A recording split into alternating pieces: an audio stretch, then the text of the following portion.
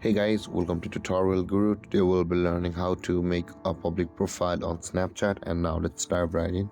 Now to make a public profile on Snapchat, first open up your Snapchat app and make sure to be logged into the account on which you want to create a public profile. And over here guys, at the top left corner of the screen you can see your Bitmoji icon. At the top left corner of the screen, tap on over there. And now from over here to proceed guys, you can make or create a public profile from two ways. Either you can see there is the my public profile button, which is the new one at the third option, or you can go to the settings icon at the top right corner of the screen and scroll down from over here to the bottom where until you can see the public profile settings under your name.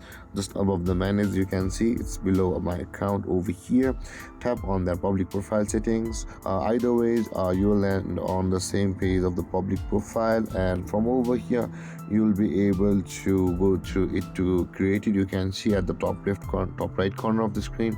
After you land on this interface, you'll be able to customize your public profile and you will have made your profile public.